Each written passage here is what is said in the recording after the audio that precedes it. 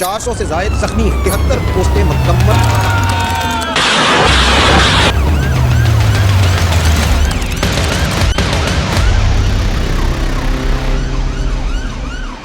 अफगानिस्तान पाकिस्तान की जंग शुरू हो चुकी है। मिसाइल फायर हो रहे हैं और ड्रोन अटैक हो रहे हैं और रिपोर्ट्स के मुताबिक 100 फाइटर्स मर चुके हैं। बॉर्डर पर टैंक्स खड़े हैं, जेट्स रेडी है और पूरा रीजन टेंशन में है। लेकिन सबसे बड़ा सवाल ये है, ये जंग अचानक क्यों शुरू हुई और अगर ये पुल वार बन गई तो फिर क्या होगा। ये वीडियो बहुत ही इंफॉर्मेटिव बनने वाले है, तो इसलिए इसको लास्ट तक जरूर देखना।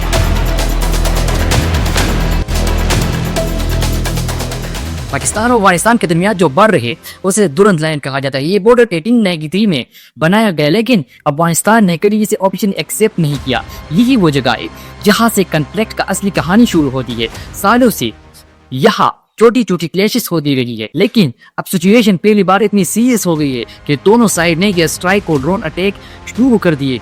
2021 में जब तालिबान ने अफगानिस्तान को कंट्रोल में लिया, तब पाकिस्तान को उम्मीद थी कि बॉर्डर पर अमन होगा, लेकिन उल्टा सिचुएशन और खराब हो गई। पाकिस्तान का कहना है कि अफगानिस्तान की तरफ से मिलिट्रीज पाकिस्तान के अंदर अटैक कर रहे हैं। दूसरी तरफ तालिबान का कहना है कि पाकिस्तान के एरियाज पर इलीगल स्ट्राइक कर रहे हैं। इसी तरह डिस्ट्रिक्ट और टेंशन धीरे धीरे वार में बदल गई। रिपोर्ट्स के मुताबिक तालिबान ने पाकिस्तान के मिलिट्री कैंप्स पर ड्रोन अटैक्स किए, जबकि पाकिस्तान ने जवाब में फाइटर जेट्स और मिसाइल से तालिबान की बेसिस को टारगेट किया। ये सिर्फ एक छोटी बाइट नहीं है, ये एक क्लियर मिलिट्री कॉन्फ्रंटेशन था।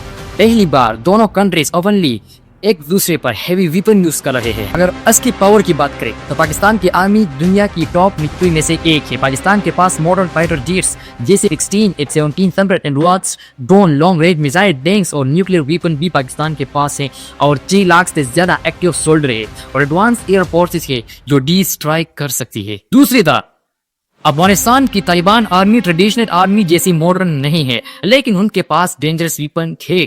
जब अमेरिका अफगानिस्तान से गई तो बिलियंस ऑफ डॉलर के वेपन अफगानिस्तान में रखे। तालिबान के पास armoured vehicle, helicopters, modern rifles और ड्रोन्स भी है। सबसे डेंजरस चीज उनके पास एक्सपीरियंस है, क्योंकि तालिबान ने 20 साल तक अमेरिका जैसे सुपर पावर के खिलाफ वार लड़ी और सर्वाइव किया। अगर कंपेयर करें तो टेक्नोलॉजी और एयर पावर में पाकिस्तान क्लियरली स्ट्रॉन्ग है। पाकिस्तान के पास फाइटर जेट्स और मिसाइल है जो अफगानिस्तान के पास नहीं है, लेकिन अफगानिस्तान के दिल माउंटेन और गोरिल्ला वेरफेयर एक्सपीरियंस तालिबान को एडवांटेज देता है। इसका मतलब है कि शॉर्ट वॉर में पाकिस्तान स्ट्रॉन्ग होगा, लेकिन लॉन्ग वॉर में ये मुश्किल हो सकता है। इस कॉन्फ्लिक्ट का सबसे डेंजरस पार्ट ये है कि अगर ये फुल वॉर बन गई तो सिर्फ सोल्जर नहीं, सिविलियन भी इफेक्ट होंगे। ऑलरेडी बॉर्डर्स की यानी लोग अपने घर छोड़कर भाग रहे हैं। इकोनॉमी, ट्रेड और पीस सब डेंजरस में है। दुनिया का पावरफुल कंट्रीज जैसे ईरान, EU, सऊदी अरेबिया और UAE दोनों कंट्रीज के वार को रोकने और डायलॉग करने का कह रहे हैं, क्योंकि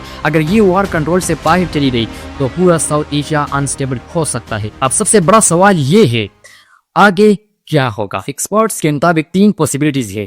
पहले पॉसिबिलिटी, दोनों कंट्रीज पीस स्टार्ट करें और सिचुएशन कंट्रोल की जाए। दूसरी पॉसिबिलिटीज, बॉर्डर क्लैशेस चलते रहे लेकिन फुल वार ना हो जाए। और तीसरी सबसे डेंजरस पॉसिबिलिटी, फुल स्केल वार बन जाए। अगर फुल जंग हुआ तो पाकिस्तान की एयर पावर और एडवांस वेपन्स उसको स्ट्रॉन्ग एडवांटेज देगी, लेकिन अफगानिस्तान की टेरिंग और तालिबान की वार एक्सपीरियंस को लॉन्ग और डिफिकल्ट बना सकता है। लेकिन एक चीज क्लियर है, पूरी दोनों कंट्रीज के लिए डिस्ट्रक्टिव होगी। ये कॉन्फ्लिक्ट सिर्फ बॉर्डर का डिस्प्यूट नहीं है, ये ट्रस्ट, पावर और सर्वाइवल की फाइट है। अब दुनिया की नजर पाकिस्तान और अफगानिस्तान पर है। क्या ये वार रुक जाएगी या ये एक नया डेंजरस चैप्टर की शुरुआत होगी, सिर्फ वक्त ही बताएगा। ये सिर्फ एक क्लैश नहीं, ये ऐसा जंग है जो पूरे रीजन का फ्यूचर चेंज कर सकता है। आपका क्या राय है, क्या ये जंग शुरू होगी या नहीं? अपनी राय कमेंट में जरूर बताना। जाते जाते इस वीडियो को जरूर लाइक करना और चैनल को जरूर सब्सक्राइब करना। मिलते हैं नेक्स्ट वीडियो में किसी और न्यू टॉपिक के साथ।